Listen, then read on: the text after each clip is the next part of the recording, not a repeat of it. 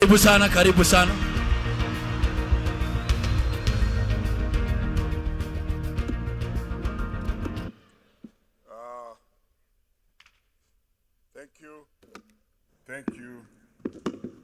Thank you. Very well. I have the microphone now. To the guest of honor, CS Ogamba, the PS, Teacher Service Commission Chair, together with the CEO and the commissioners, teacher leaders, ladies and gentlemen, mine will be very brief to introduce the team from Kupet. But before then, solidarity. Let me proceed to indicate that I want to introduce the following groups. Number one, all Kupet power. Kupet power. I also know that in the house we have the moguls.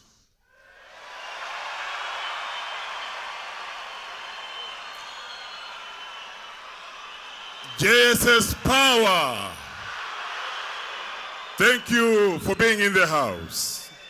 Having done that, let me proceed to introduce Kepsha is in the house. All principals of our high schools, could you be upstanding and wave to the guest of honor? Principals power.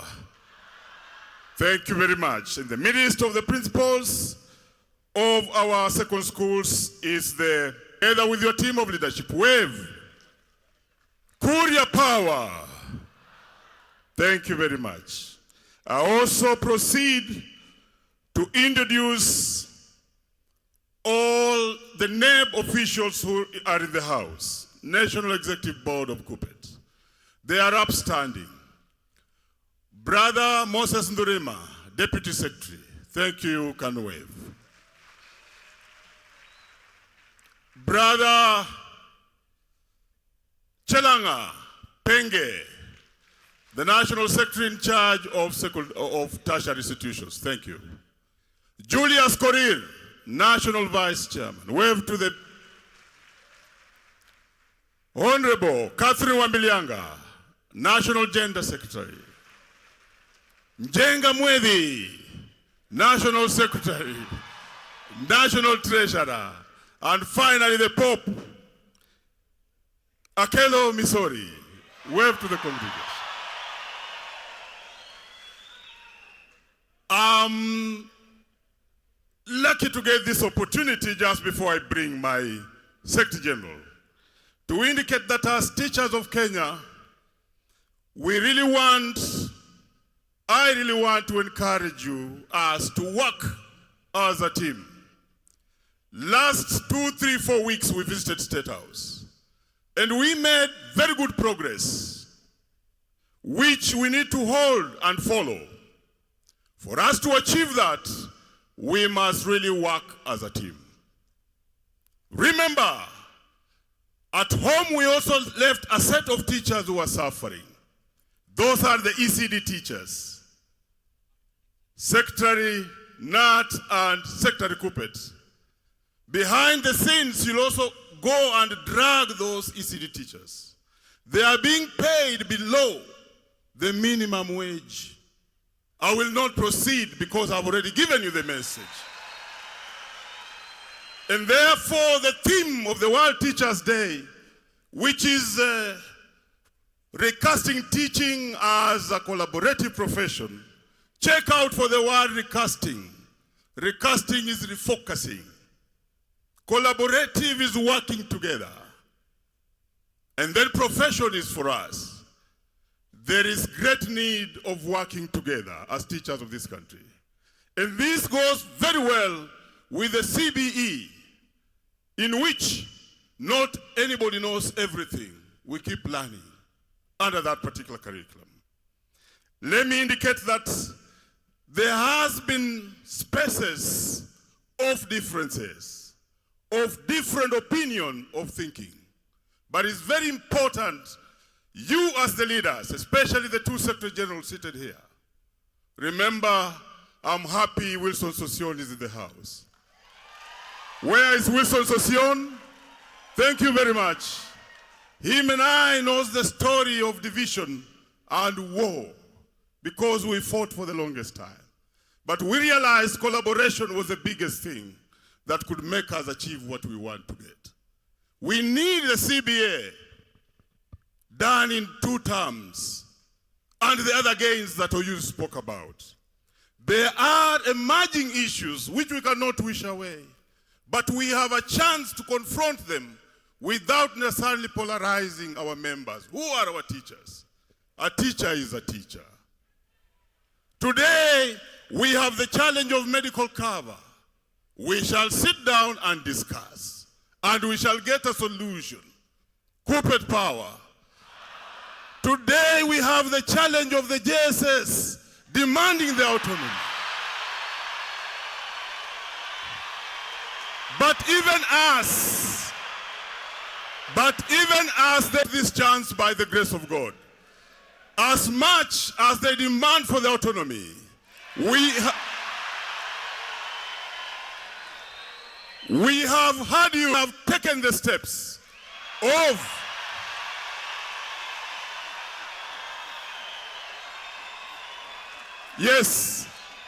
writing to the commission so that we can have a discussion with the government.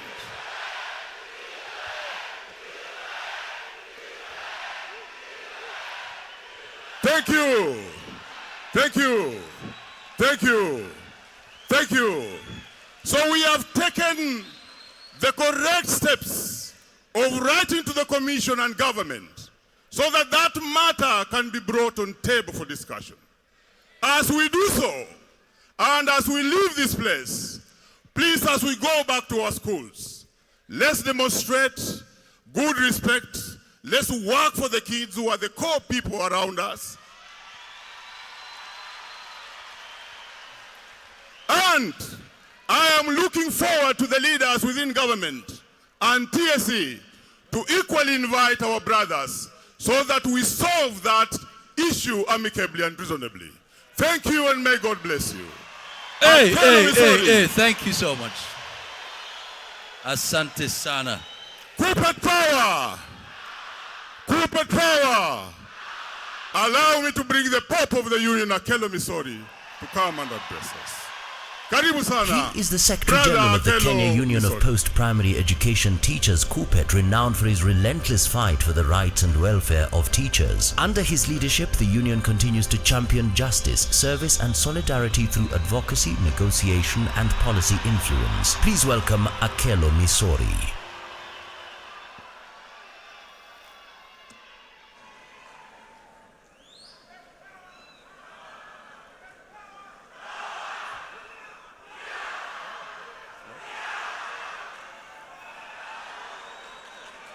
Hello, hello. Okay. Hello, hello. To the chief guest, the Cabinet Secretary for Education, Honorable Migos Ogamba, the PS Ministry of Education, Ambassador Bitok, TSC Chairperson, TSC CEO,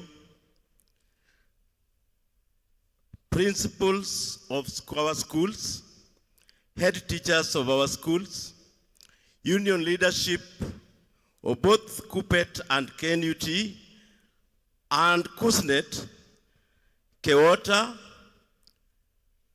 stakeholders, teachers, ladies and gentlemen.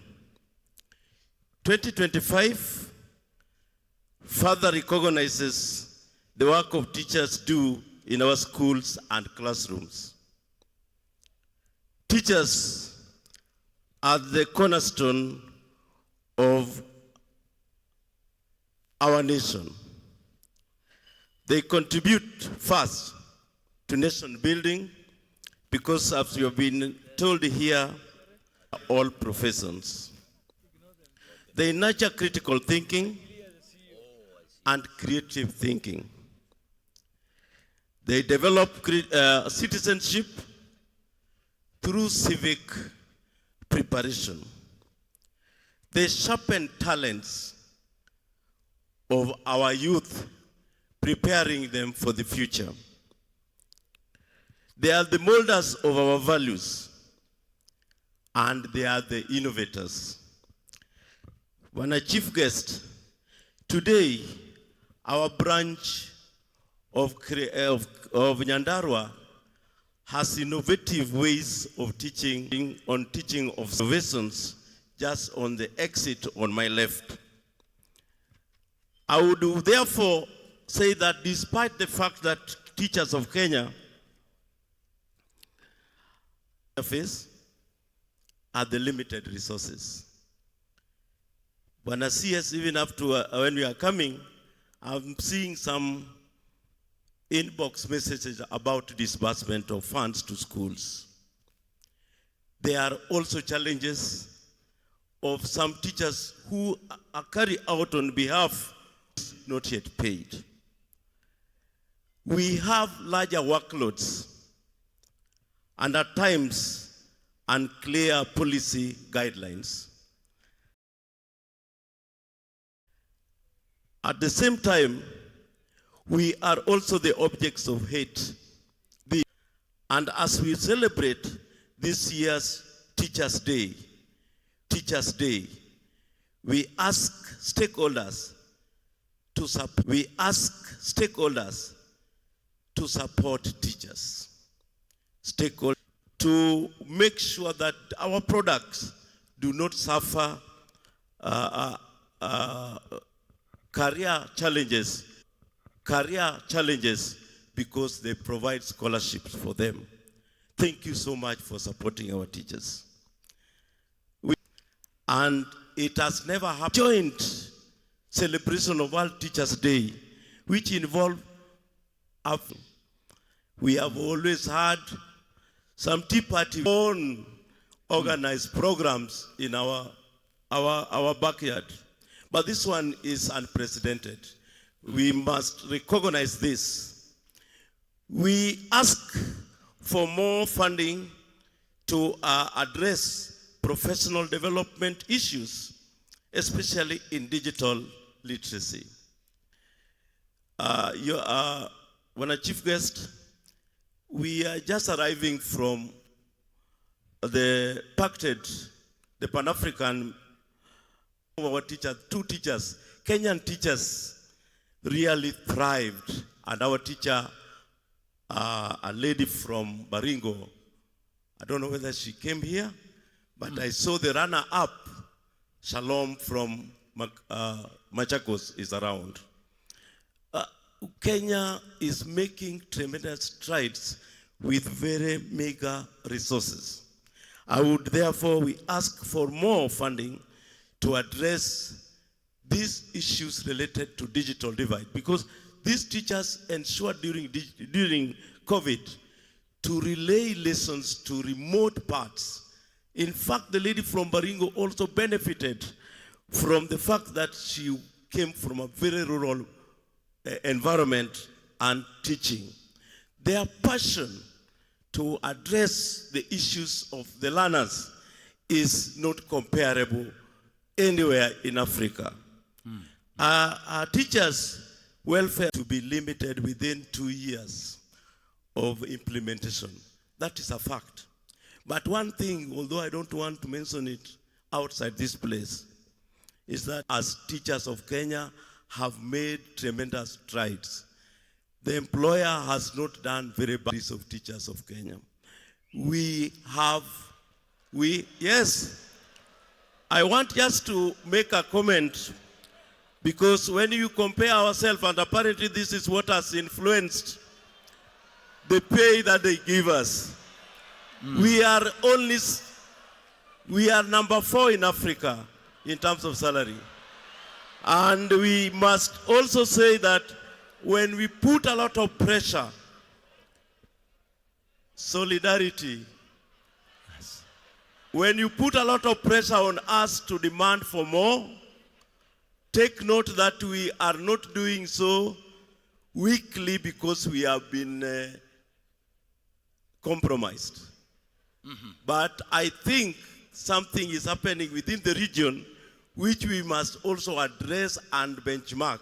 Why we are number 4 in Africa and yet we still continue to suffer the issue of lack of better pay. This is something which is factual, and I would wish to ask you also to be reading. But when you put the demand, it is also your right. What I wanted to import and to discuss in this, that are those people who address us, and as part of collaboration, we would wish to have an expanded leverage to negotiate freely. Next time, Teacher Service Commission should not bring to us on the table that this is what the government can offer. Let us negotiate what is possible for us to get. Thank you so much. With those many remarks, I would to act with integrity, to act with patience, to exercise justice, at the same time, to be honest and collaborate genuinely. Happy Teachers' Day. Thank you so much, Makofi tafadhali. Thank you so much. We appreciate. Up next, ladies and gentlemen, this is the moment. She is the Acting Commission Secretary and CEO of the Teacher Service Commission, having served the institution in various capacities. She holds a Master's in Human Resource Management from the University of Manchester and has extensive experience in staffing, teaching management and discipline. Please welcome Evelyn Mitei. Makofi tafadhali to the Commission Secretary and CEO, Teacher Service Commission. Makofi tafadhali.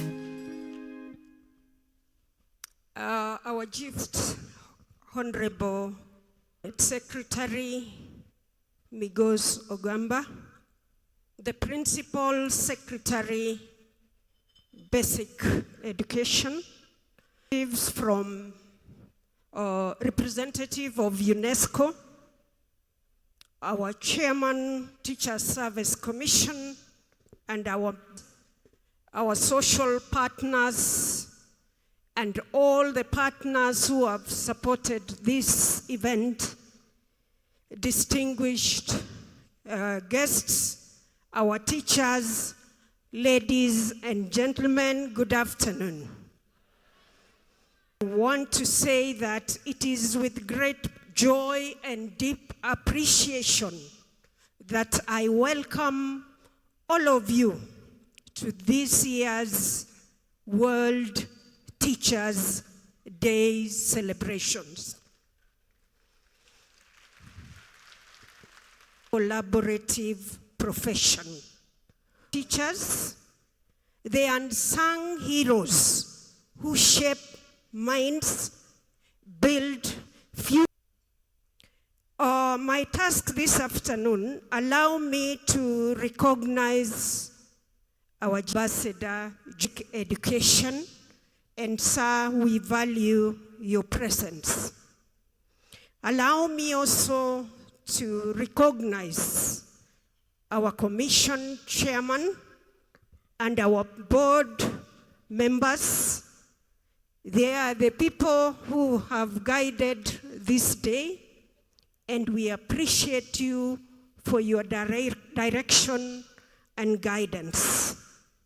I also wish to appreciate the Regional Director, UNESCO, Ms. Louise.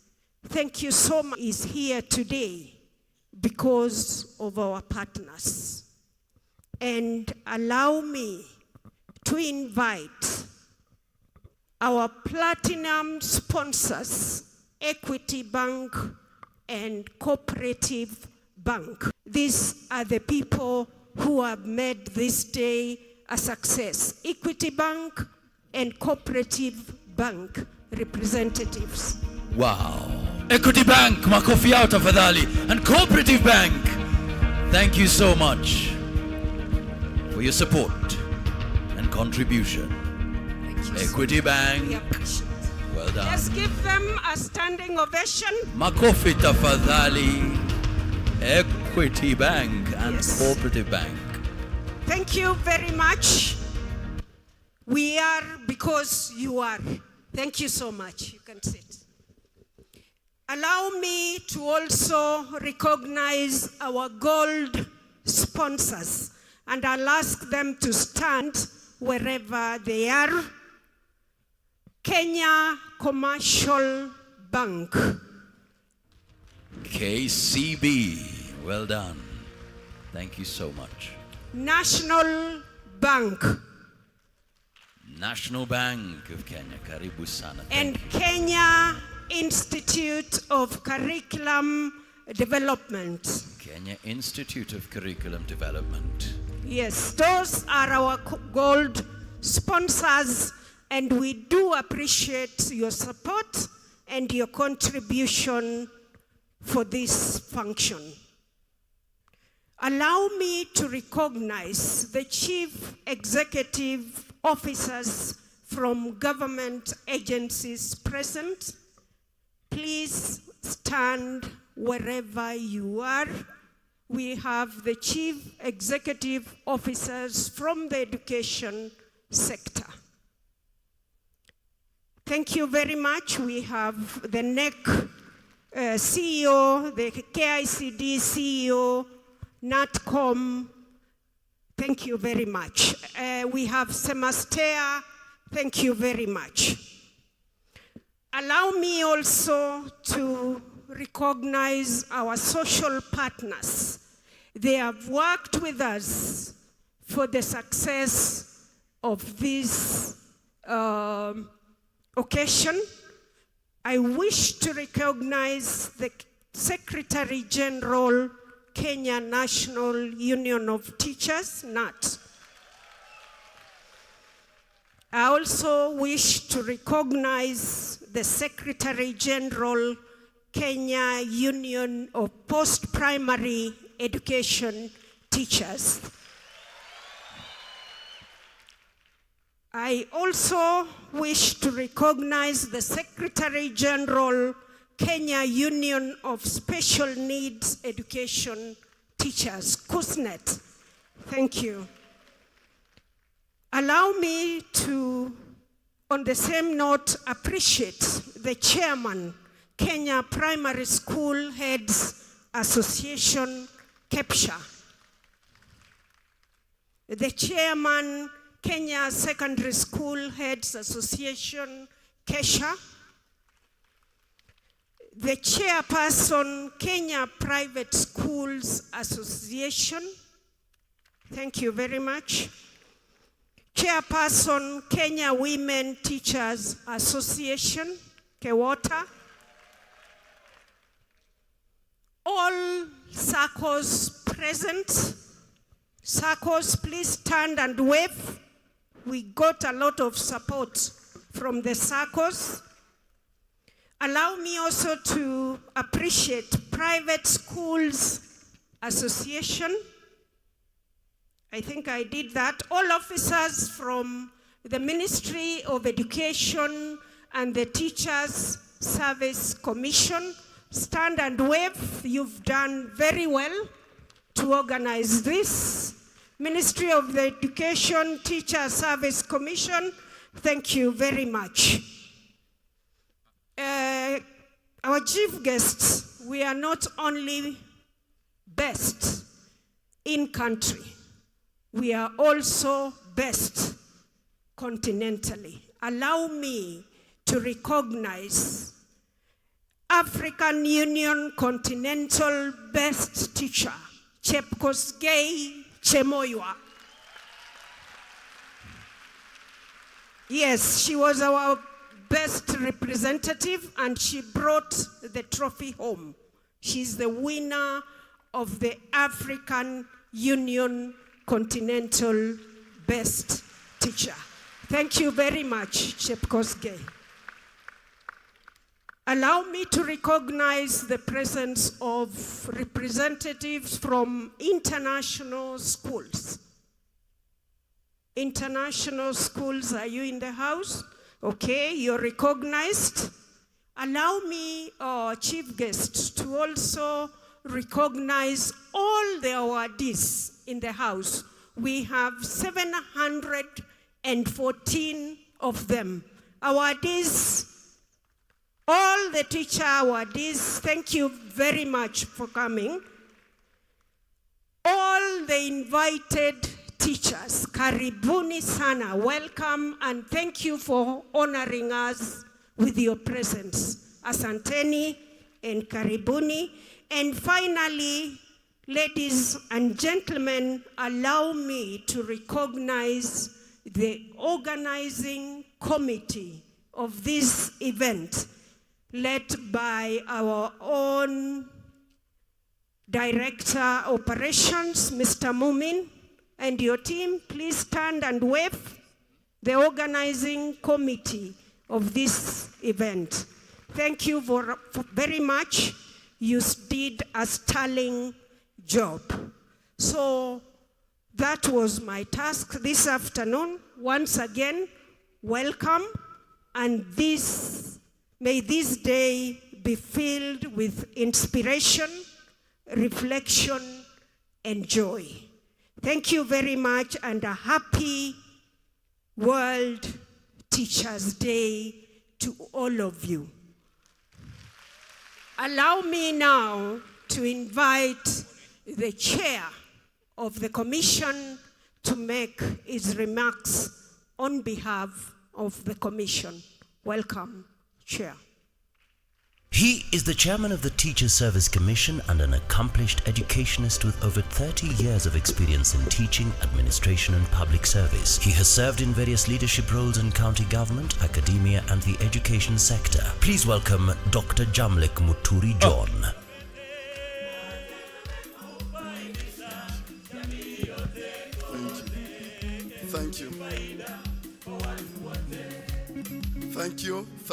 Thank you.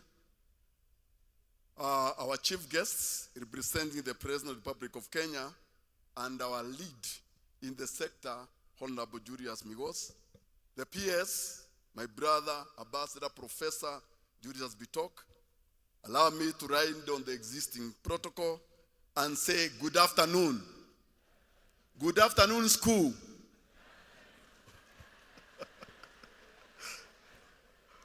Walimu hoye! Walimu hoye! Asante sana. Before I introduce my colleagues and make a few remarks in honor of all the teachers of this country, and especially them that have been with us as this year started, but God has taken them, can we stand? We observe a minute of silence.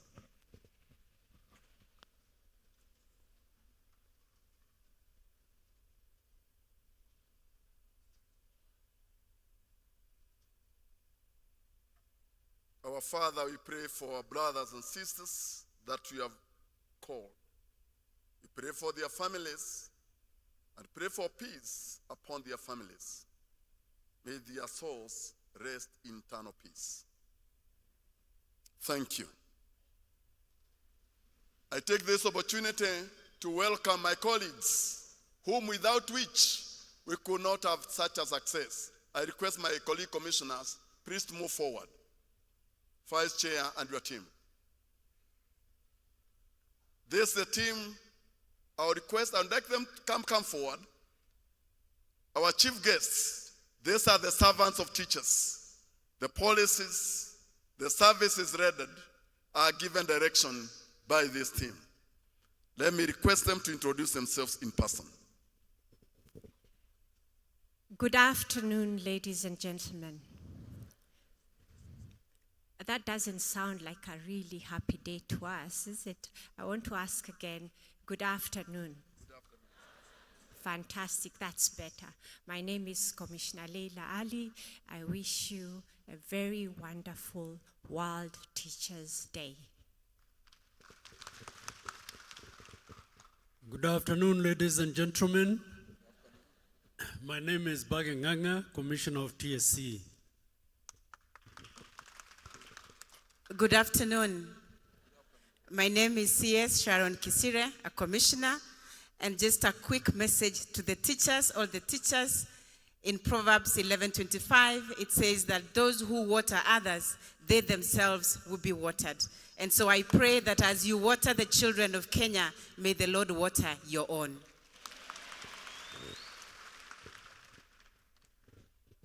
Good afternoon.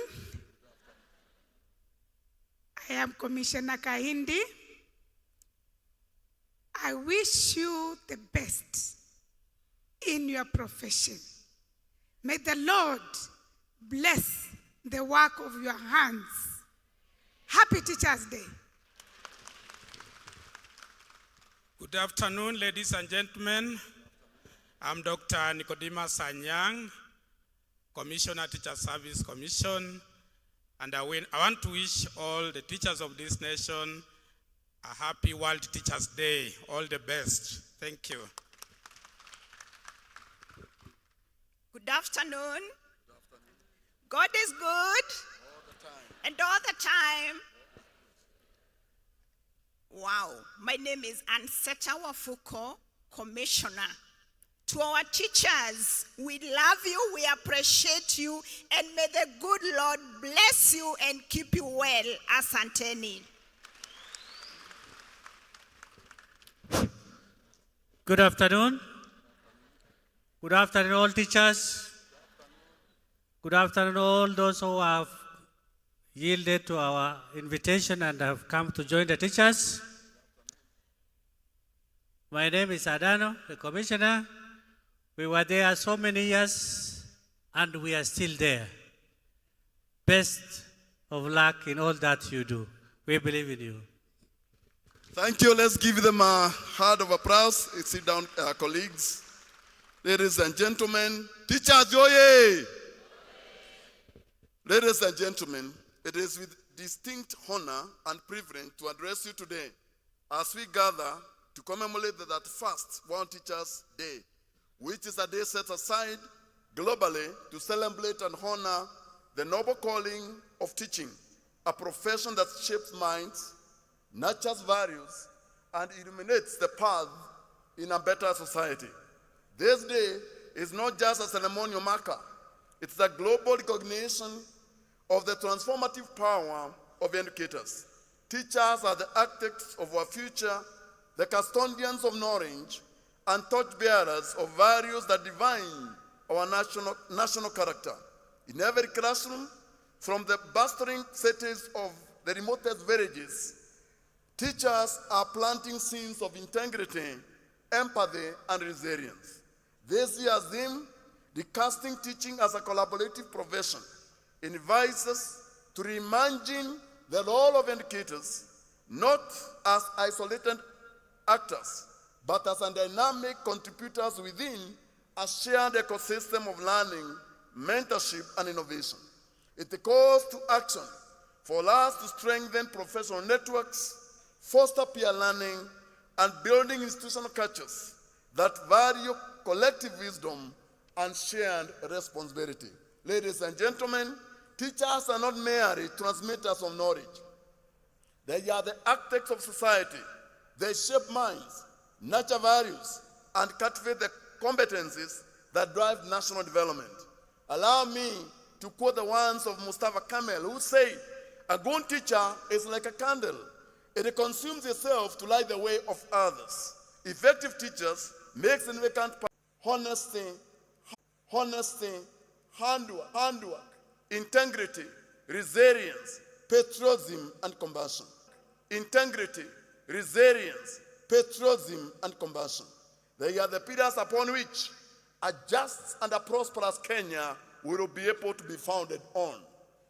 As the Teacher Service Commission, we are proud to champion initiatives that elevate the status of teaching profession.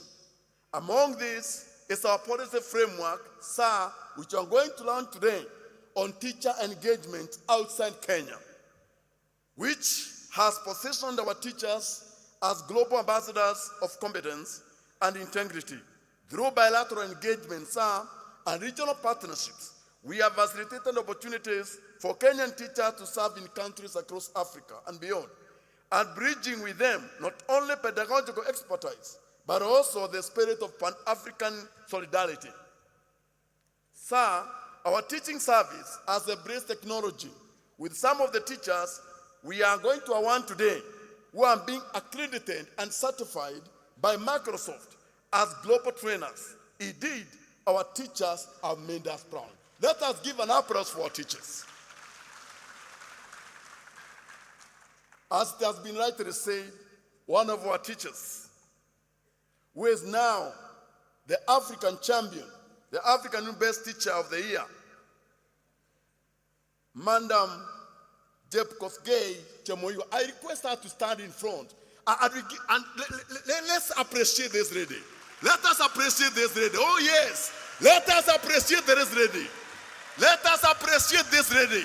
She is the torchbearer of the Kenyan teachers across Africa and across the world. It's a great lady. Teaching maths and physics. Oh yes. Just say hi. Good afternoon. I think I lack words. Thank you.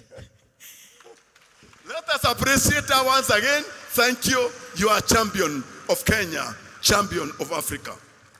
And Bwana Waziri, we saw when athletes came back, they were recognized in a special way. We saw when the footballers did whatever they did, they were recognized in a special way. How I plead that this lady is recognized in a special way. I will escort you as we go to tell the end of state that statement.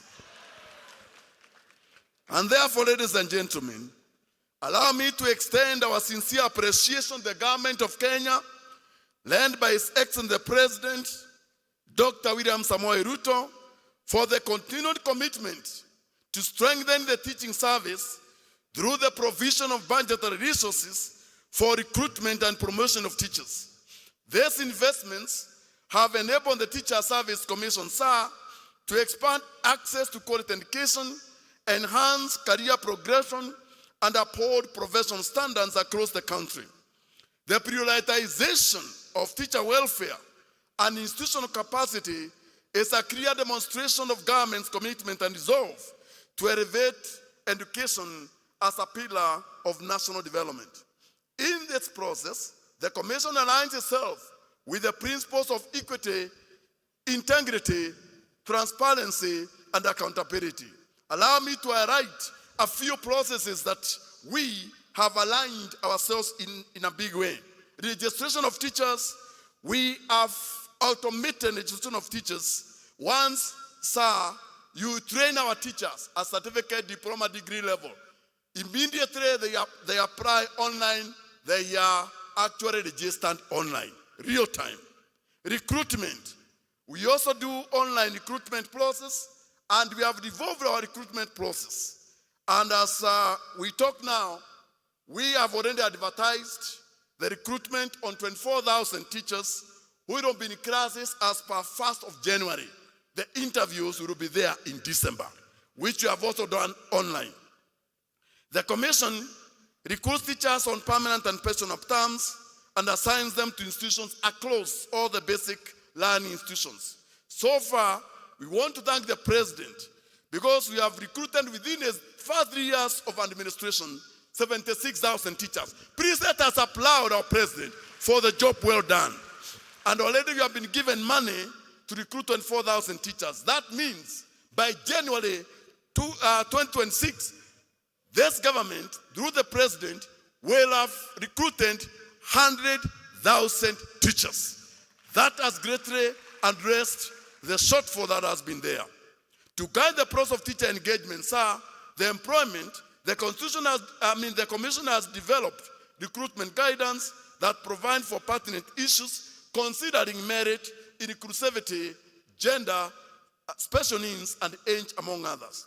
On the promotion, sir, The government has provided money, and in the last 3 years, sir, I would like to report to the congregation that we have been able to promote 151,612 teachers as a way of motivating and recognizing our teachers in this country. Let us give a hand for that. And from tomorrow up to 24th, the teachers sitting here and others who are online, they will be undergoing interviews so that we promote them, and by January, we give them the promotion letters. That is meant to assist them to grow. We are also doing retooling of our teachers, and so far, for the last 2 years, we have been able to retool 300,066 teachers. These teachers have been retooled so that they can be ready eventually to partake the student joining the senior school. I want to thank our teachers because they have been able to midwife the CBE. Nobody knew about the CBE, but the teachers who are here and others out in this country, they did it well. Can we give a lovely hand to our teachers union, because of the support they have given in this program? The retooling will continue, and in December you are going to finalize the last cohort. Our chief guest, sir, the commission is developing new policies to align itself with the spirit and the letter of the Presidential Working Party on education reforms. This is in tandem with Kenyan Kwanza manifesto on education reforms. As I conclude, allow me to say that the success of education sector is anchored on collaboration. And I want to thank our CS, who is our sector head, because you have directed us in the right way. Let's give our CS a lovely hand. We want to acknowledge with deep appreciation the stewardship, sir, of the Ministry of Education, whose policy direction and institutional support continue to shape a responsive and inclusive learning environment. We also recognize the critical role of teacher unions, professional bodies, whose advocacy, dialogue, and partnership has enriched our reforms and safeguarded the welfare of our educators. Allow me to say, sir, that as a commission, we have agreed that we are going to work with all stakeholders to ensure that the welfare of all the teachers in this country is taken care of. And dialogue is our principle of operation. I take this opportunity, sir, to thank the teachers, because in the next 2 or 3 weeks, exams are starting, where 3.4 million children will be sitting for the exams. These teachers have taught them. These teachers have prepared them. These teachers are working with them. We want to appreciate the teachers for the job well done. I take this opportunity, therefore, to acknowledge the invaluable support of our partners and stakeholders, whose contribution continue to elevate the teaching profession. It has rightly been put across. They have done us proud by supporting us. It is this partnership that has exemplified the power of cross-sectional collaboration in advancing education excellence and social transformation.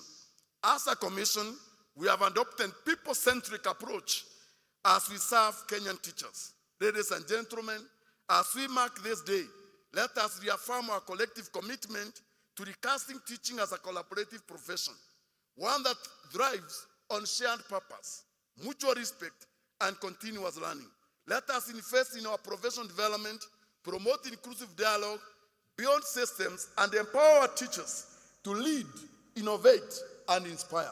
To every teacher across this country and beyond, we salute you because you are the light of our Kenyan nation. As the chairman of Teacher Service Commission, and on the behalf of the commissioners and the secretariat, I reaffirm our dedication to supporting our teachers through continuous professional development, fair remuneration, and dignified working environment. May you continue with teaching with courage, collaborate with conviction, and transform lives with compassion and virtue. Before I conclude, let me take this opportunity, therefore, to wish all candidates in our schools success in their forthcoming examination. May God bless the teachers of this nation. May God bless the teachers of this world. May long live Kenya. God bless you. Let's welcome him with a round of applause. Choir.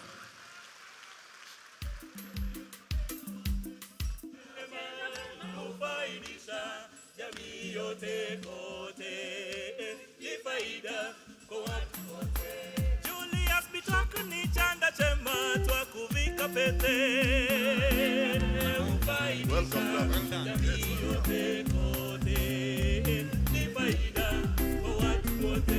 Chanda chema huvikwa pete, wahenga wasema mema. Kufaidisha jamii yote kote, ni faida kwa watu wote. Thank you very much, choir. Our guest of honor,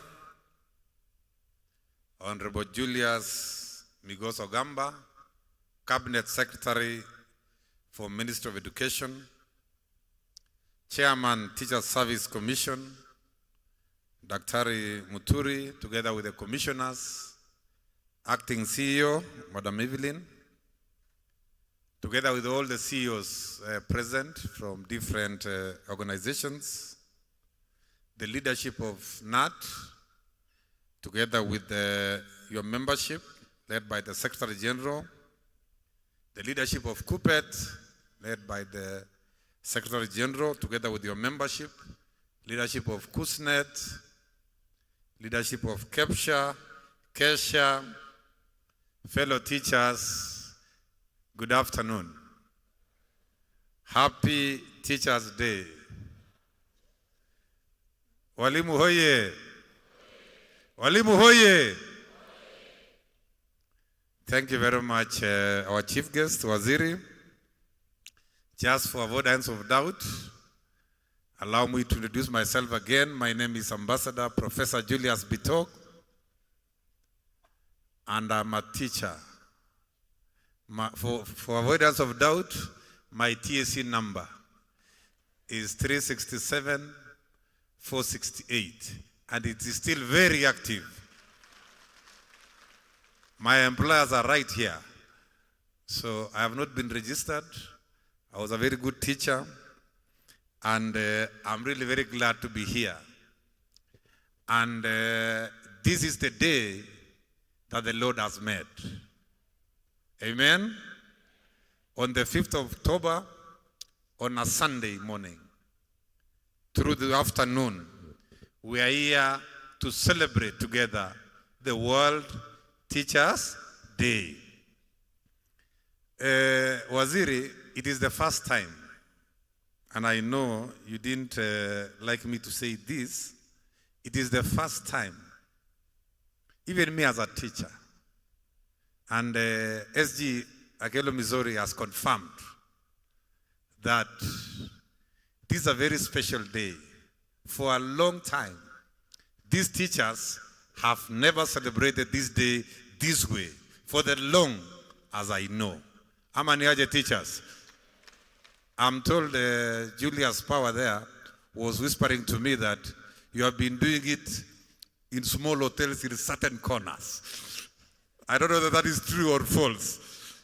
But Waziri, because of your leadership, we are having the World Teachers' Day in Kasarani Stadium in a very organized way, courtesy of the Teacher Service Commission, together with a committee from the ministry.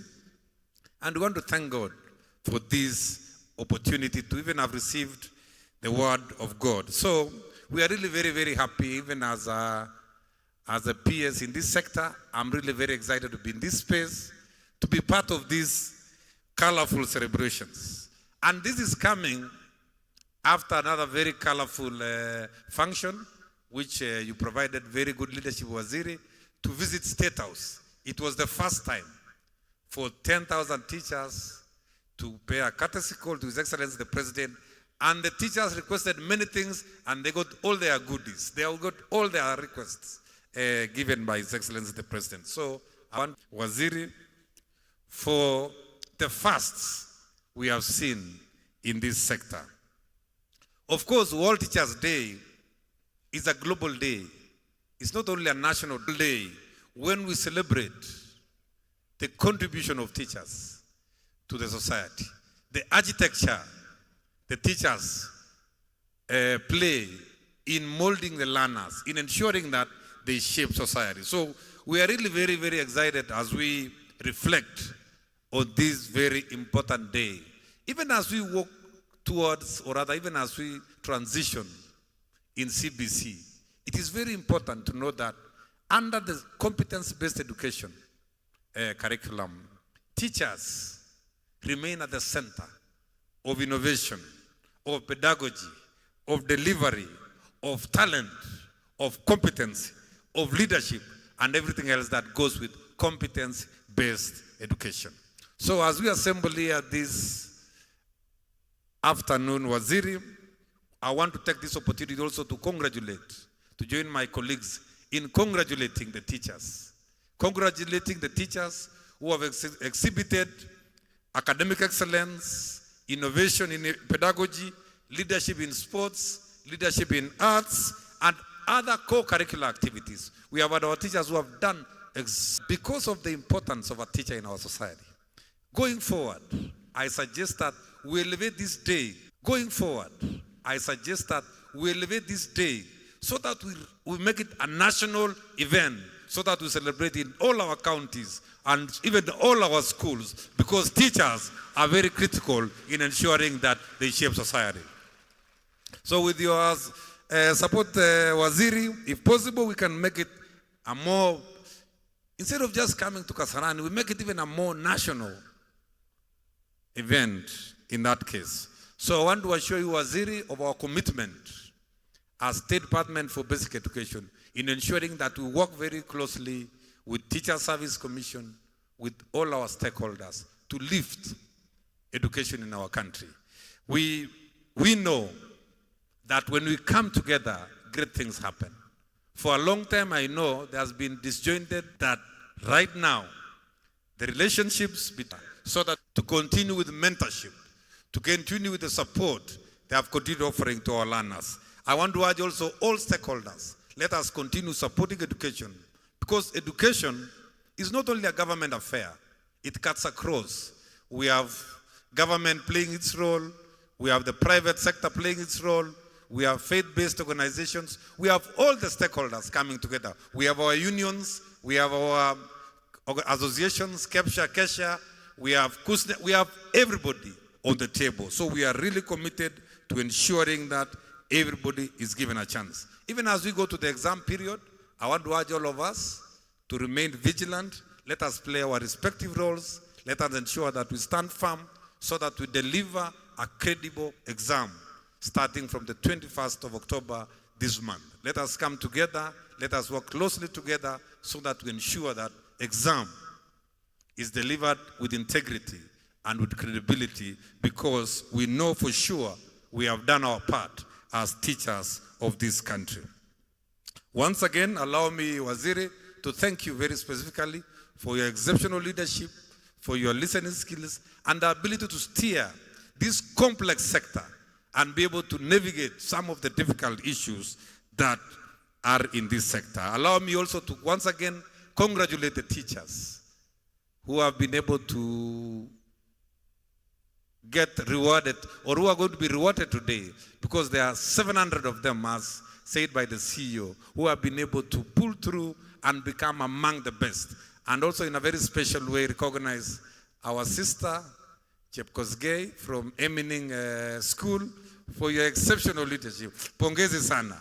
I think Waziri has taken note, and I know you are going to go places, just like the rest of the teachers. Asante sana. So, happy Teachers' Day once again. Happy Teachers' Day once again. Teachers, oye! Teachers, oye! Now, before I invite the CS, because I want to make my speech as short as possible. I want us to all get a special number in a very special way. And then the chairman, the CEO, the SGs, and the chairman, SGs and the chairman, we want to escort the CS in style. All right? I don't know whether the choir, you are ready. Are you ready? Are you ready? And the rest of us, we are going to stand up so that we can be able to invite our chief guest as the chairman, the CEO of TSC, and the Secretary General. Escort in a very smooth way. No hurrying up. Okay, Mr. Secretary General? Hakuna kuharakisha harakisha. Munakuja in style as we escort. So let's stand up as we invite our guest of honor. Aya, DJ. Gonga busa, ogamba gonga busa, gonga busa, ogamba gonga busa, gonga busa, ogamba gonga busa, ogamba gonga busa, gonga busa, ogamba gonga busa, ogamba gonga busa, gonga busa, ogamba gonga busa. Ogamba gonga buswa, egonga buswa, ogamba gonga buswa,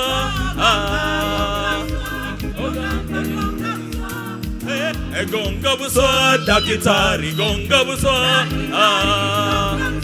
dakitari gonga buswa, egonga buswa, dakitari gonga buswa, just come, Mado, gonga buswa. Gonga buswa,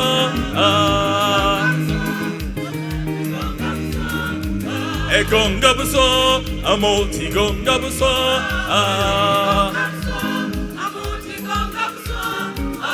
gonga buswa, ogamba gonga buswa.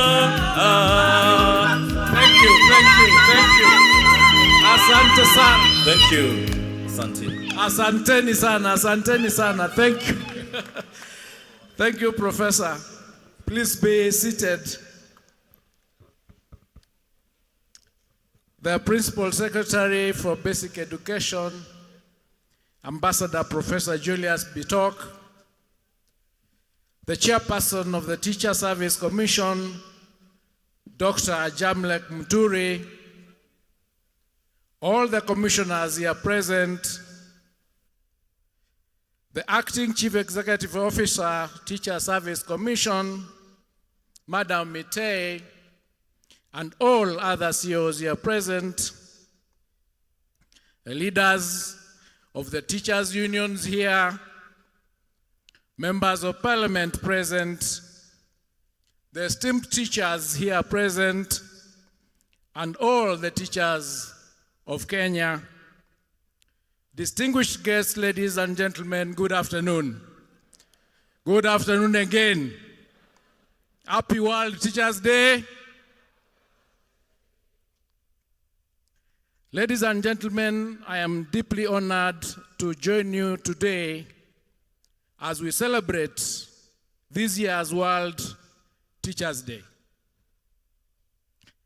Firstly, let me confirm that today's event was to be presided over by His Excellency, the President of the Republic of Kenya, who was invited by the teachers on the 13th of September 2025, and he accepted. But because of other duties and engagements, he was not able to be here today. He had also requested the Prime Cabinet Minister, Prime Cabinet Secretary, Honorable Musalia Mudavadi, to hold this event on his behalf, but he also got another job yesterday and he was not able to be here.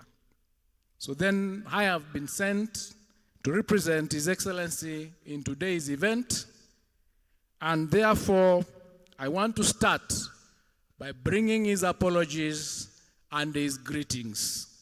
mnakubali salamu ya Mheshimiwa Rais. His Excellency, the President sends his greetings and best wishes. He has asked me to assure all of our teachers that they have his unfailing support. That is the message that he has given, to state that even though he's not here with us today, he has you and your affairs in his heart. And he has demonstrated this time and again. Ladies and gentlemen, therefore, allow me to read His Excellency's speech on this day. Ladies and gentlemen, I take this opportunity to thank the Teachers Service Commission and indeed all of you who have played a part in making this event possible.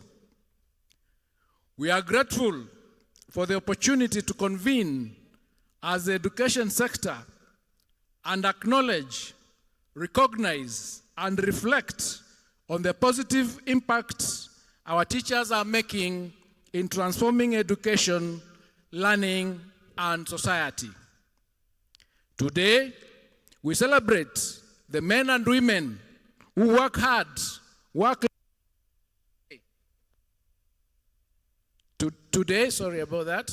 Today, we celebrate the men and women who work hard and work long hours every day to shape the destiny of our children and the future of our nation. This year's theme, Recasting Teaching as a Collaborative Profession, reminds us that teaching is not a solitary duty. It is a shared journey of teachers, learners, parents, communities, and the government at large, all united in the service of our children. I also take this opportunity to salute all our teachers for their resilience, creativity, and sacrifice. Our teachers have taught and inspired millions of our children, proving themselves to be the true nation builders. Our teachers have particularly instrumental in the implementation of the competency-based education. You have been very, very instrumental. The teachers have continued to play a central role in implementing new learning areas under the competency-based curriculum. They have assessed and evaluated the progress of our learners and also overseen co-curricular activities. The teachers have continued to play this role with a lot of challenges, but they have overcome. On their part, the heads of institutions, including principals and head teachers, continue to be committed and faithful custodians and managers of resources allocated to schools for infrastructural development. Primary school head teachers, for example, played a major role in the delivery of 23,000 grade 9 classrooms within very short timelines last year. The government of Kenya commends you for a job well done. Congratulations. The future of education lies in collaboration and partnerships, especially among teachers, learners, parents, communities, and the government. All of us are working for a common national endeavor, and it is important that we all join hands in ensuring that teachers and all other stakeholders work together in support of the progress of the education system. Over the years, the government has demonstrated its readiness to support our teachers. Indeed, since we last marked this occasion in Nakuru in 2024, there has been significant progress in improving the place of teaching service in the education sector. To address their persistent challenges of teacher shortage, for example, the government has employed a historic 76,000 teachers in 2 years. A further 24,000 teachers are to be employed by January 2026, making a total of 100,000 teachers in a record 3 years on course to bridge the teacher shortage. Ladies and gentlemen, this is not just a statistic. It is actually almost 30% of the teachers that are employed currently by TSC. It is a great leap, and it shows the commitment of the government in ensuring that we have enough teachers to bridge the gap that exists. A further 16,000 teachers are scheduled to be employed in 2026, bringing the total to 116,000 teachers by this administration. The growth in number of teachers has translated into rationalized workload, allowing specialization for our teachers and improving curriculum implementation. To prepare our teachers fully for the competency-based education and training, the government has provided to TSC a total of 950 million Kenya shillings for retooling teachers in this financial year. Additionally, and working with the Teacher Service Commission and our partners, we are expanding continuous professional development, improving working conditions and staffing policies, providing better teaching and learning resources, and enhancing the welfare and motivation of teachers. For example, a few weeks ago, His Excellency the President granted our teachers a historic audience at State House, Nairobi, and heard directly from them on key issues affecting the teaching fraternity. As you will recall, His Excellency the President made firm commitments geared towards improving teacher welfare and revitalizing the education sector. We will continue to work together to fulfill these commitments. In addition, ladies and gentlemen, in addition to the immense support teachers are receiving from the government, we continue to urge for similar partnerships with parents and community stakeholders. Under the competency-based education and training, parental engagement and empowerment are key pillars. As you will all agree, parental involvement enriches the learning experience and strengthens the support system of our learners. We are grateful that teachers and parents are increasingly playing complementary roles in the provision of holistic and value-based education of our children. However, as this is relatively a new concept in our education system, all stakeholders have the shared duty of helping our parents and guardians to appreciate their role in this transformed context.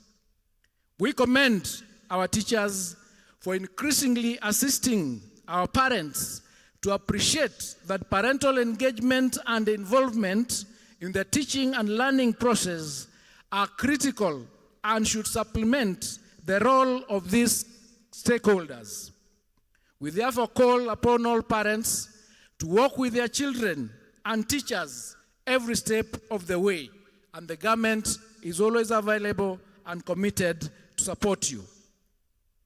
Ladies and gentlemen, before I conclude, allow me to once again commend all our teachers for the support that they have continued to provide the government and the people of Kenya in the transition of the competency-based education and the entire education system. The first grade 10 cohort will join senior school in January 2026. As government, we have invested significant resources to ensure that the transition is smooth. We have no doubt that teachers will continue to provide the necessary support to make senior school a reality. All systems are set for the start of senior school. The textbooks for learners and teachers are ready and will be distributed before the beginning of term 1 in 2026. In addition, the government has also made provision for the construction of 1,600 laboratories in schools that have none. I take this opportunity to call upon heads of institutions to ensure that these resources, once allocated, are used efficiently. I assure you that the government is committed to ensuring that the education sector is well funded, including the provision of data and information that will enable the making of appropriate decisions on resource allocation. This is why we are undertaking a comprehensive verification exercise to ascertain the actual number of schools and learners at the basic education level across the country. Consequently, we are only releasing capitation to schools whose learners have been verified. As of to date, the 5th of October 2025, the Ministry of Education has verified a total of over 38,000 primary, junior school, senior school, and special needs education institutions across the country, translating to over 9 million learners. As a result, capitation to these institutions has already been released to them. The verification exercise, ladies and gentlemen, is nearing completion, and we should receive a comprehensive report within the next 10 days. This report will inform future decisions of the ministry based on science, based on evidence, based on data, so that going forward, there are no gaps in funding because of the failure to ascertain the actual number of learners or institutions that we have. As you are aware, the 2025 examinations and assessment season began on October 3rd, 2025. A total of 1,298,089 candidates will be sitting the Kenya Primary School Education Assessment, and 1,130,669 students will be sitting the inaugural Kenya Junior School Education Assessment. In the Kenya Certificate of Secondary Education examinations, a total of 996,078 candidates are set to sit the examinations. As always, we look forward to your support in delivering a seamless and credible examination and assessment process. Let us work together to ensure that the outcome reflects the honest work of our students. Finally, ladies and gentlemen, I commend all the teachers who have been recognized and are going to be awarded for the excellent performance in their teaching and co-curricular activities. This is a reminder that teaching is about a holistic development of the learner in nurturing talent, discipline, and character. I assure all our teachers of the government's commitment to ensure that the teaching profession remains the noble profession it has always been. I thank you. Mungu abariki. Asanteni sana.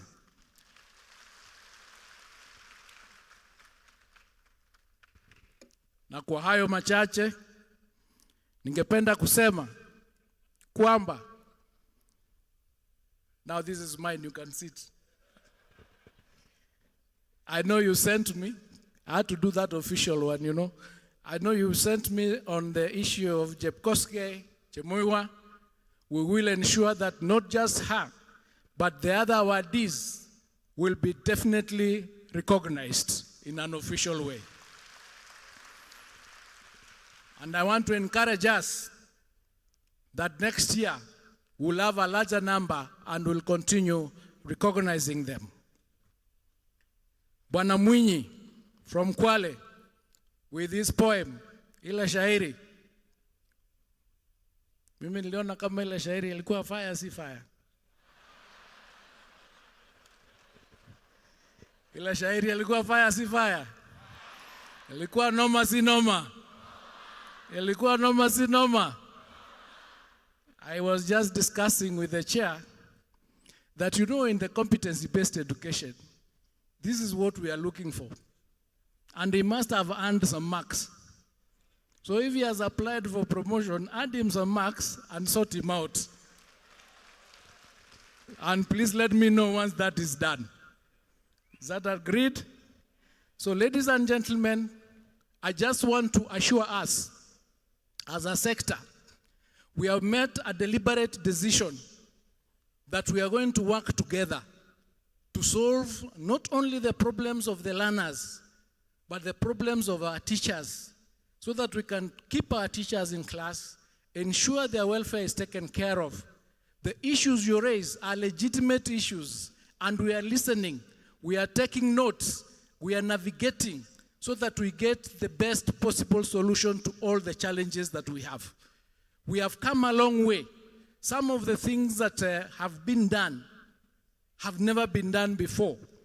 And because we are now able to discuss issues together, we are able to get solutions that are much better for our sector, so that the learner can benefit from the best possible policies, not just for them, but also for the teachers.